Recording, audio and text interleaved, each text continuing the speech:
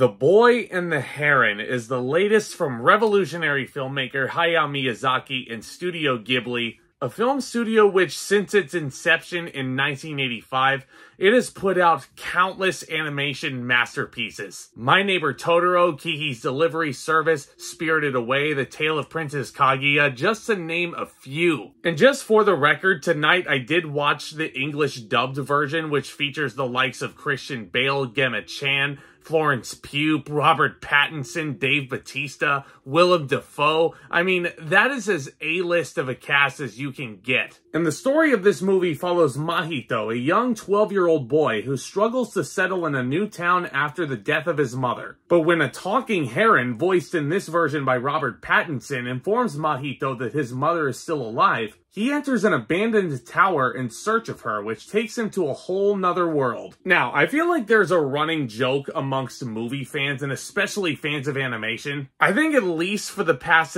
decade or so, Hayao Miyazaki has said that this is his last movie. This movie I'm putting out, guys, yeah, I'm retiring after this. I'm done. 10 years later, and the man is just about to celebrate his 83rd birthday, and he's still going strong. And that might honestly the biggest praise I can give The Boy and the Heron is not just Miyazaki's direction. That should come as no surprise. The animation of this movie is so breathtaking to look at. I know we're all so used to the 3D computer animation style, so it feels like a really refreshing change of pace to go back in time a little bit. Back to the hand drawings. A lot of these backgrounds just look like something that you'd find in an art museum. And especially with this musical score in the background, which just feels so soothing to listen to. It almost feels like you're looking at a majestic art piece. And the movie is meant to bring you this big, majestic, fantastical experience, because at its core, I feel like this is definitely a fantasy, especially considering the title and the fact that the hero and his sidekick in this case just like,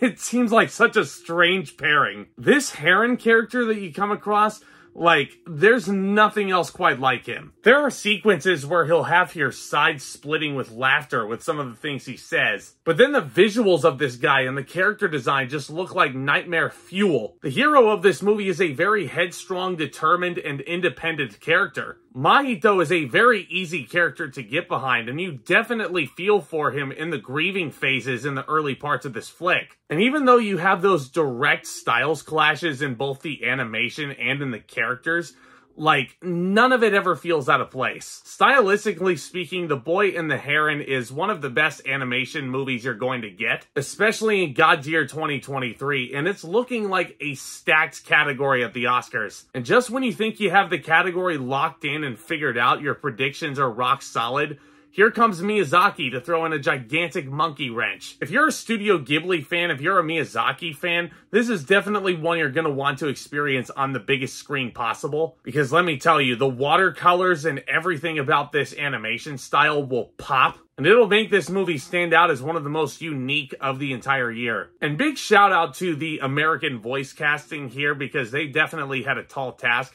Christian Bale, really great as this kid's father. Dave Bautista has a smaller part in this as a side villain known as the Parakeet's King. I swear, I'm not making that up. That is legitimately how he is credited. Bautista is a Parakeet's King. Would you be intimidated by a man named the Parakeet's King? And Robert Pattinson is properly deranged as this heron troll creature thing. Like, mad props to all the talent that were involved in the making of The Boy and the Heron, because it is absolutely, technically speaking, a rock-solid animation. My big issue with the movie comes actually in the form of the message and how it's presented. Because let's face it, this is not a bad message whatsoever. I just feel like I've seen this message done better in other flicks preceding it. And basically, there's a character that just pretty much lays out the whole message, what you're supposed to take from this movie, in a small little paragraph. And even then, my buddy Thomas, who I saw the movie with tonight, was like, when the credits started rolling,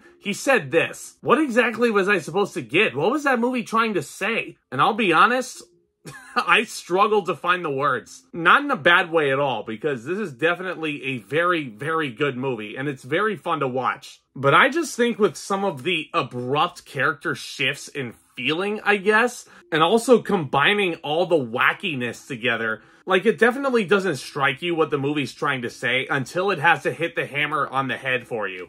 And I'm willing to give that a pass. If a movie like this was catered towards young children, I'm totally cool if that's the case. But The Boy and the Heron is PG-13. They expect an older crowd to come into this. There is blood in this animation, which can be very jarring for a lot of kids. And before anybody comes at me in the comments, let me just say this. The Boy and the Heron, far from a bad movie. I actually think it's borderline fantastic. I think this is one of those movies that I need to watch again to really digest everything that I watched. But the fact that it kind of had to hit the nail on the head to really show you what the movie was all about, I kind of expect more. And even though there are some brilliant themes in here about grief, loss of family, and how you overcome grief and deal with such devastating loss, the imagery they show here as obstacles against that grief is just unfreaking believable. But honestly, I don't know if it was the way it was written. The movie definitely felt a little bit preachy towards the end, borderline preachy. But that's my only real big nitpick with this movie, guys. I think it's really rock solid. Miyazaki's done it again, which honestly, could you expect anything less from this guy? I'm gonna give The Boy and the Heron a B+.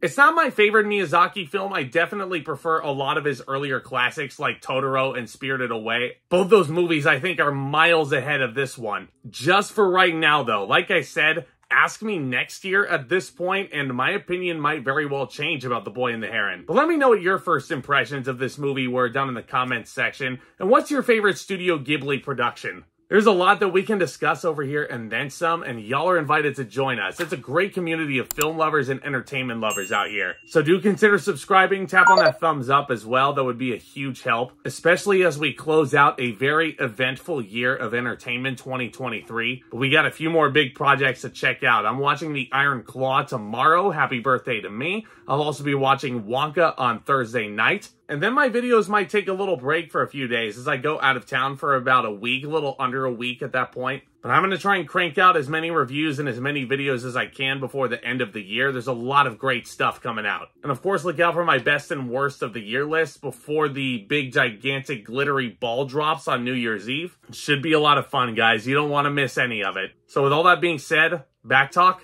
commence.